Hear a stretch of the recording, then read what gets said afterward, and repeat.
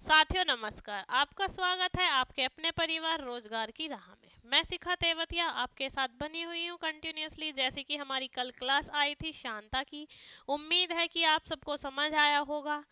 तो मैं चाहती हूँ आप मेरी क्लास को ज़्यादा से ज़्यादा शेयर करें, वीडियो को लाइक करें और चैनल को सब्सक्राइब करें। और हमारी कोशिश यही रहती है कि आपका कोई भी क्वेश्चन छूटे ना आने वाले हैं एग्जाम्स में। जैसे कि अभी यूपी पुलिस री एग्ज़ाम आने वाला है, रेलवे आरपीएफ का नोटिफिकेशन आया हुआ है, फॉर्म फिल हो रहे हैं 15 अप्रैल से। तो मैं चाहती हूँ कि आप अच्छे से तैयारी करें, हमारी सभी क्लासेस अच्छे से देखें और अच्छे से अपना एग्ज़ाम देकर सिलेक्शन लें। तो आज का हमारा टॉपिक है प्रत्यास्था। प्रत्यास्था क्या होती है? लोग खिंचाव या इलास्टिक क्या बोलते हैं इंग्लिश में प्रत्यास्था को। ठीक है, तो इसी के साथ हम अपने क्वेश्चन शुरू करते हैं। चलते हैं अपने फर्स्ट क्वेश्चन की तरफ। हमारा फर्स्ट क्वेश्चन है, किसी पदार्थ का वह गुण यानी किसी भी मैटर का वह गुण जिसके कारण वस्तु पर लगाए गए बाह्य बल यानी जो बाहर से फोर्स लगाया जाता है उसके उत्पन्न किसी के प्रकार का विरोध करे और बल हटाने पर पूर्वावस्था में आ जाए। यानी कि जब हम कोई रबड़ लेते हैं, उसे खींचते हैं, तो वो पहले हमने बाह्य बल लगाया, उसको खींचा अपनी तरफ, तो उसके जो आकार है उसमें परिवर्तन हुआ, उसमें एक विकृति आई।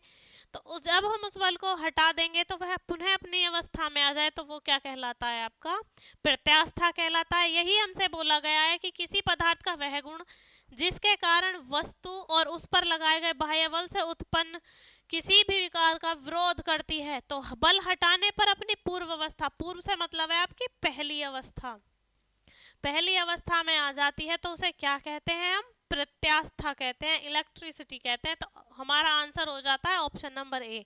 साथ ही साथ हम देखते हैं शांता क्या होती है। शांता किसी भी द्रव या गैस का वह गुण है तो उनके दो परतों के बीच लगने वाले होने वाली आपेक्षिक गति का विरोध करती है। तो वो क्या है? आपकी शांता है, जो हमने कल आपको पढ़ाई थी। उसके बाद है पृष्ठ तनाव। पृष्ठ तनाव है किसी भी पदार्थ का, वस्तु का कम से कम एक अंक पृष्ठ क्षेत्रफल पर जो पृष्ठ से तनाव उत्पन्न होता है, स्ट्रेस उत्पन्न होता है, वो हमारा क्या है? आपका पृष्ठ तनाव है।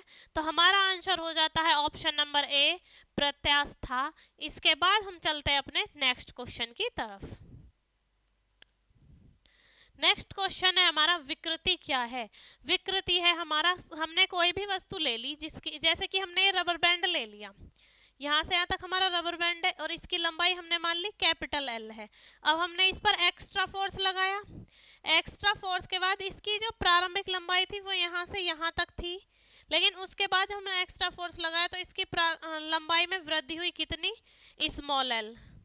ठीक है, तो इसकी लंबाई में वृद्धि होने के बाद इसकी जो लंबाई थी वो हो गई एल प्लस स्मॉल एल। मतलब कितनी वृद्धि हो गई इसकी लंबाई में? एल। तो जब हमारी किसी वस्तु को हम खींचते हैं, यानी उसकी प्रारंभिक अवस्था में बाह्य बल द्वारा कोई परिवर्तन करते हैं और उसमें जो वृद्धि होती है, तो वो क्या होती है? हमारी विकृति होती है, विकार होता है। तो हमसे पूछा गया है किसी तार पर विरूपक बल, विरूपक बल मतलब जो हम बल आरोपित कर रहे हैं या बाह्य फोर्स लगा रहे हैं कोई, वो क्या है? आपका विरूपक बल है। उसकी प्रारंभिक लंबाई एल में, उसकी प्रारंभिक लंबाई एल में सब एल स्मॉल एल वृद्धि करता है, तो वो क्या होती है? हमारी विकृति होती है। यानी कि हम बोल सकते हैं आपको एल अपॉन स्मॉल एल। उपयुक्त दोनों है, इनमें से कोई नहीं है। तो हमारा आंसर हो जाता है आपका ऑप्शन नंबर सी। तो हमारा option number C correct answer हो जाता है कि विकृति क्या है? किसी वस्तु को जब हम बाह्य बल द्वारा खींचते हैं तो वह अपनी प्रारंभिक अवस्था से परिवर्तित हो जाती है, और जब बाह्य बल हटाते हैं तो वह अपनी पुनः अवस्था में आ जाती है, पूर्व अवस्था में। तो वो क्या है? हमारा प्रत्यास्था। और जो इस क्रिया के दौरान जो विकृति उत्पन्न होती है, जो विकार उत्पन्न होता है, तो जो परिवर्तन होता है वो क्या होता है? आपका विकृति होती है। विकृति यानी हमारी कोई भी वस्तु हमने ले ली, एक रबर बैंड ले लिया, उसको हम इस तरीके से स्ट्रेच करते हैं, तो वो क्या होती है? आपकी लंबाई एल से वो स्मॉल एल लंबाई बढ़ जाती है, तो वो क्या है? आपकी विकृति है। तो अकॉर्डिंग टू ऑप्शन हमारा आंसर सी हो जाता है। उसके बाद हम चलते हैं अपने नेक्स्ट क्वेश्चन की तरफ। नेक्स्ट क्वेश्चन है हमारा, प्रतिबल क्या है? हमें दिया गया है कि प्रति एकांक क्षेत्रफल पर लगाया गया बल या प्रति एकांक आयतन पर लगाया गया बल। हमसे पूछा गया प्रतिबल। प्रतिबल। प्रतिबल किसी आयतन पर तो हम बल नहीं लगाएंगे क्योंकि आयतन 3D होता है, लेकिन हमने क्या बोला है कि प्रतिबल यानी प्रति एकांक क्षेत्रफल पर किसी भी वस्तु का एरिया जिस पर हम कोई बाह्य बल लगाते हैं तो वो क्या है, हमारा प्रतिबल है। एकांक क्षेत्रफल पर लगने वाला बल क्या कहलाएगा, आपका प्रतिबल कहलाएगा। तो हमारा आंसर हो जाता है ऑप्शन नंबर ए कि प्रतिबल क्या है, कि प्रतिबल है प्रति एकांक क्षेत्रफल पर लगने वाला बल प्रतिबल होता है। इसके बाद हम चलते हैं अपने नेक्स्ट क्वेश्चन की तरफ। नेक्स्ट क्वेश्चन है हमारा प्रत्यास्थता का यंग गुणांक क्या है। प्रत्यास्थता का यंग गुणांक, यंग गुणांक को हम रिप्रेजेंट करते हैं y से, ठीक है। तो प्रतिबल और विकृति का अनुपात, प्रत्यास्थता और विकृति का अनुपात, उपयुक्त दोनों या इनमें से कोई नहीं। हाँ, तो हम बोल देंगे कि प्रतिबल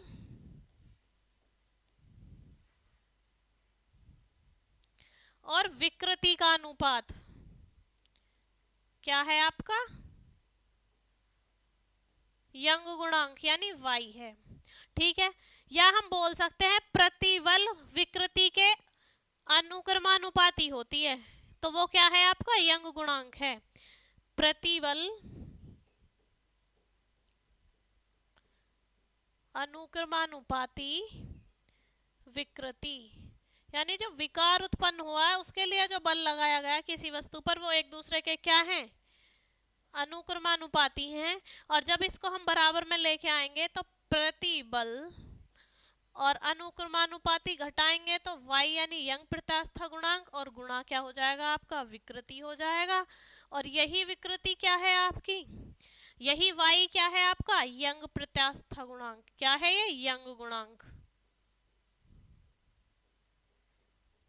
और यंग गुणांक का मात्रक भी आपका क्या होता है, पास्कल होता है। यंग गुणांक का मात्रक भी आपका पास्कल होता है यानी न्यूटन पर मीटर स्क्वायर होता है। तो हमारा ऑप्शन हो जाता है option number A.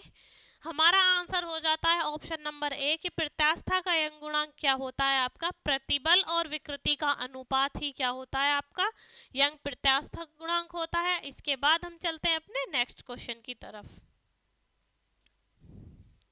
Next question है हमारा हुक का नियम संबंधित है। किससे संबंधित है हुक का नियम, प्रतिबल क्या है हमारा, एकांक क्षेत्रफल पर लगने वाला बल प्रतिबल होता है हमारा। सेकंड ऑप्शन है हमारा प्रत्यास्था। प्रत्यास्था है हमारा किसी वस्तु को उस बाह्य बल लगाकर उसके आकार में परिवर्तन करने के बाद अगर बाह्य बल हटाया जाए और वह अपनी पुनः अवस्था में आ जाए तो वो क्या है, आपका प्रत्यास्था है यानी इलास्टिक है। उसके बाद है विकृति। विकृति क्या है, किसी वस्तु के प्रारंभ अवस्था के बाद उसके जो बाह्य बल लगाकर लंबाई में वृद्धि होती है, आकार में वृद्धि होती है, वो क्या है, हमारी विकृति है। उसके बाद हमसे पूछा गया शांता। शांता क्या है, किसी भी द्रव या गैस की दो परतों के मध्य होने वाली आपेक्षिक गति का विरोध करने का गुण आपका क्या कहलाता है, शांता कहलाता है। शांता है आपका। तो अब हमसे पूछा गया कि हुक का नियम किससे संबंधित है, तो हुक का नियम आपका बच्चों प्रत्यास्था से संबंधित है। किससे संबंधित है, प्रत्यास्था से संबंधित है। तो अकॉर्डिंग टू क्वेश्चन हमारा आंसर हो जाता है ऑप्शन नंबर बी कि हुक का नियम किससे संबंधित है, तो हुक का नियम हमारा प्रत्यास्था से संबंधित है। इसके बाद हम चलते हैं अपने नेक्स्ट क्वेश्चन की तरफ। नेक्स्ट क्वेश्चन है हमारा हुक का नियम है, क्या है हुक का नियम, किसी वस्तु में उत्पन्न विकृति उस पर लगाए गए प्रतिबल के अनुक्रमानुपाती होती है। प्रतिबल अनुक्रमानुपाती विकृति या उपयुक्त दोनों या इनमें से कोई नहीं। हुक का नियम कहता है आपका कि जो प्रतिबल है किसी वस्तु का, जो किसी वस्तु में विकृति उत्पन्न हुई है उस वस्तु पर जो लगाया गया प्रतिबल है उसके अनुक्रमानुपाती होती है। साथ ही साथ हमसे डायरेक्ट भी दे दिया गया, कभी आपको ऑप्शन में ये भी दे देगा, कभी आपको डेफिनेशन दे देगा, तो दोनों ही बातें ठीक हैं, घबराने की जरूरत नहीं है। प्रतिबल अनुक्रमानुपाती विकृति ये भी हुक का नियम है। और अगर आपसे पूछे तो किसी वस्तु में उत्पन्न विकृति उस वस्तु पर लगाए गए प्रतिबल के अनुक्रमानुपाती होती है। तो हमारा आंसर हो जाता है ऑप्शन नंबर सी। हमारा आंसर ऑप्शन नंबर सी हो जाता है। इसके बाद चलते हैं अपने नेक्स्ट क्वेश्चन की तरफ।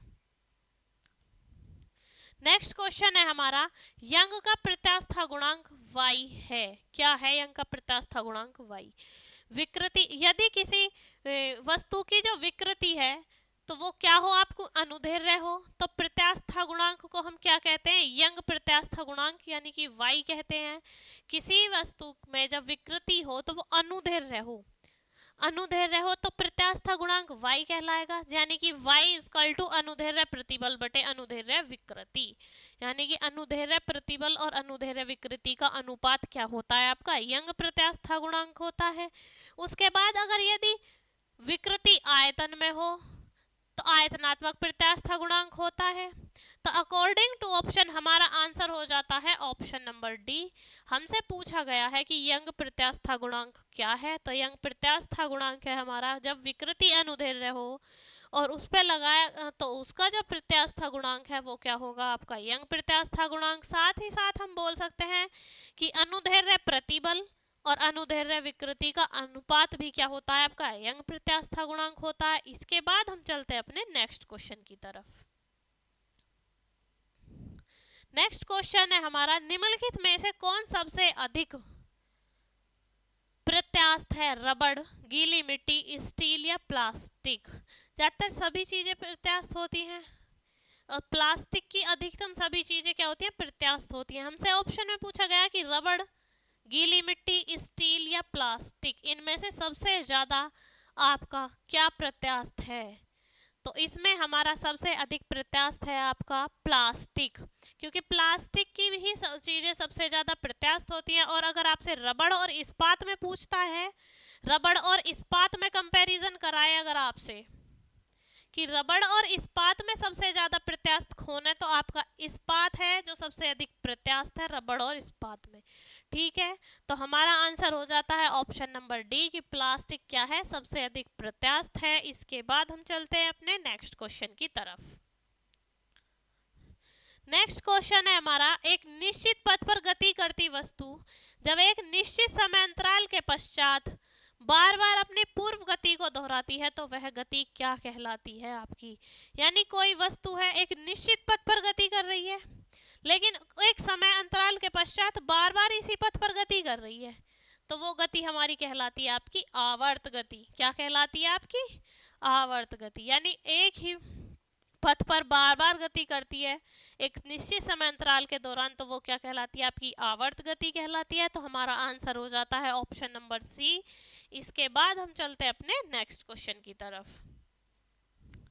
नेक्स्ट क्वेश्चन है हमारा, किसी पिंड के साम्य स्थिति से इधर उधर गति करने को क्या कहते हैं। ये कोई हमने पेंडुलम ले लिया, ये इसकी साम्य अवस्था है, ठीक है। अगर ये अपने साम्य अवस्था से इधर गति करे और इधर गति करे, इधर गति करे, तो क्या है आपका, जब वो साम्य अवस्था से इधर या इधर गति करे, तो साम्य स्थिति से जब इधर उधर गति करता है तो वो क्या कहलाता है, हमारी दोलन गति कहलाती है। यानी एक पिंड की साम्य स्थिति से इक्विलिब्रियम स्टेट से जो भी गति करेगा पिंड, वो क्या कहलाती है, आपकी दोलन गति कहलाती है। तो हमारा आंसर हो जाता है दोलन गति। साथ ही साथ इस गति को क्या बोलते हैं, हम कंपन गति भी कहते हैं, क्योंकि वाइब्रेशन के साथ ही होती है, तो ये कंपन गति भी होती है, तो ये भी हमारा ऑप्शन हो जाता है। तो हम देखेंगे कि हमारा नेक्स्ट ऑप्शन भी दे रखा है उपरोक्त दोनों, तो हमारा आंसर हो जाता है ऑप्शन नंबर सी। हमारा आंसर हो जाता है ऑप्शन नंबर सी। तो इसके बाद हम चलते हैं अपने नेक्स्ट क्वेश्चन की तरफ। नेक्स्ट क्वेश्चन है हमारा, लोलक आवर्त काल की काल निर्भर करता है, किस पर निर्भर करता है। पहली बात ये कि लोलक होता क्या है, बॉब होता क्या है। बॉब होता है कि एक भारहीन लंबाई की रस्सी से किसी एक स्टेट पर बांधकर, यानी एक भारहीन, यहाँ हमने ले लिया कोई भी पॉइंट, इससे एक भारहीन रस्सी बांध ली जिसमें कोई वेट नहीं है, उस पर एक पिंड लगाया, ठीक है। इस पर जो हमारा पिंड हमने बनाया, ये जो भी ये क्या है आपका एक लोलक है, जिसे हम इंग्लिश में क्या बोलते हैं, बॉब बोलते हैं, ठीक है। ये इधर इधर गति करेगा तो ये क्या है आपकी गति, दोलन गति कहलाएगी। हमसे बोला गया कि इसका आवर्तकाल किस पर निर्भर करता है। जितनी छोटी रस्सी होगी उतना जल्दी करेगा, जितनी लंबी रस्सी होगी उतना देर से एक चक्कर पूरा करेगा। तो हमारा क्या किस पर निर्भर करता है, द्रव्यमान पर निर्भर नहीं करता,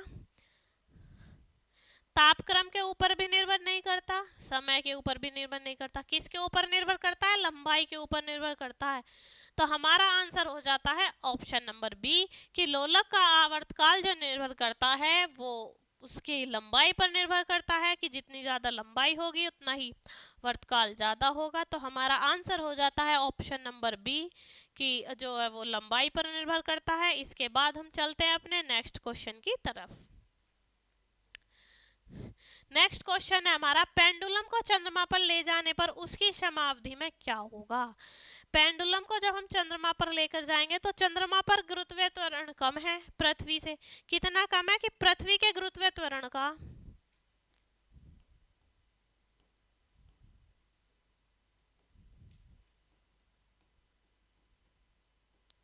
चंद्रमा का गुरुत्वीय त्वरण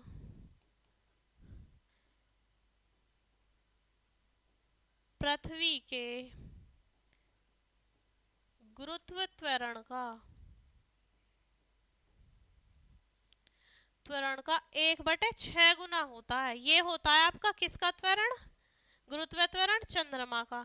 जब चंद्रमा पर गुरुत्वीय त्वरण कम है तो चंद्रमा पर पेंडुलम की अवधि क्या होगी, बढ़ेगी। ठीक है बच्चों, क्या होगा, अवधि क्या होगी, बढ़ेगी।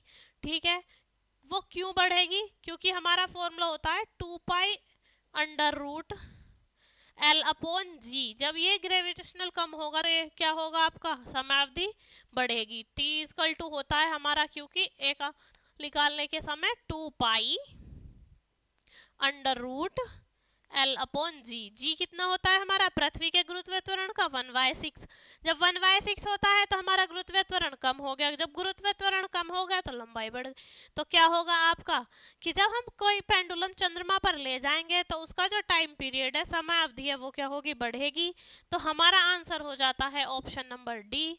इसके बाद हम चलते हैं अपने नेक्स्ट क्वेश्चन की तरफ। नेक्स्ट क्वेश्चन है हमारा, यदि किसी लोलक की लंबाई बॉब की लंबाई 4 गुनी कर दी जाती है, मतलब हमने पहले इसकी लंबाई ले रखी थी, बॉब की लंबाई हमने पहले ले रखी थी 1 मीटर, और उसकी लंबाई 4 गुना कर दी, 4 मीटर कर दी, तो वो बोल रहा है कि आवर्तकाल का क्या होगा। आवर्तकाल घटता है, दुगना होता है, 1/4 हो जाएगा, या आपका 4 गुना हो जाएगा। तो आवर्तकाल अभी मैंने बताया था आपको, T equal to 2 pi under root L upon g होता है। जब यहाँ पर 1 रखेंगे और तो कम होगा, लेकिन हमने जब लंबाई ही 4 गुना कर दी तो बढ़ेगा। 4 का मतलब अंडर रूट से बाहर निकल कर क्या आएगा, 2 आएगा। जब 2 आएगा तो हमें पता चल गया कि अगर हम लंबाई को 4 गुना करेंगे, किसी स्क्वायर की फॉर्म में क्यूब स्क्वायर रूट की फॉर्म में वैल्यू रखेंगे, तो हमारा आवर्तकाल 2 गुना हो जाएगा। मतलब किसी भी बॉब की लंबाई 4 गुनी करने पर, किसी भी लोलक की लंबाई 4 गुनी करने पर उसकी जो आवर्तकाल है वो दुगना हो जाएगा, जो टाइम पीरियड है उसका वो क्या हो जाएगा, दुगना हो जाएगा। तो हमारा आंसर हो जाता है ऑप्शन नंबर बी। इसके बाद हम चलते हैं अपने नेक्स्ट क्वेश्चन की तरफ। किसी तरंग द्वारा 1 सेकंड में किए जाने वाले कंपनों की संख्या क्या कहलाती है। यानी कोई भी वेव है, वो 1 सेकंड में जितने भी कंपन करती है, जितने भी वाइब्रेशन करती है, कंपन मतलब वाइब्रेशन, 1 सेकंड में जितने भी वाइब्रेशन करती है कोई भी वेव, तरंग से मतलब है आपका वेव, वेव होती है आपका लहर भी बोल सकते हैं इसको, कि 1 सेकंड में जितने कंपनों की संख्या होती है वो आपकी कहलाती है आवृत्ति। यानी कि n small n equal to 1 upon small n equal to आपका होता है 1 अपॉन t। ये क्या होती है आपकी आवृत्ति, जहाँ n क्या है आपकी आवृत्ति। 1 सेकंड में किए गए कंपनों की संख्या क्या कहलाती है, आपकी आवृत्ति कहलाती है। दोलन क्या कहलाता है आपका, कि साम्य अवस्था से इधर उधर गति करते समय जब वो एक चक्कर अपना पूरा करता है तो वो दोलन होता है। आवर्त गति क्या है आपकी, एक आवर्त को पूरा करने में, यानी एक को पूरा करने में जिस स्पीड से वो चल रहा है वो क्या है, आपकी आवर्त गति है। ठीक है बच्चों, इसके साथ हमारा आंसर हो जाता है ऑप्शन नंबर सी की आवृत्ति क्या है, 1 सेकंड में किए गए कंपनों की संख्या। इसके बाद हम चलते हैं अपने नेक्स्ट क्वेश्चन की तरफ। नेक्स्ट क्वेश्चन है हमारा, जब कोई तरंग यानी जब कोई वेव अपने सोर्स से, अपने केंद्र से, अपने ओरिजिन से निकलकर जितनी विक्षेपित होती है वह दूरी क्या कहलाती है। सपोजिट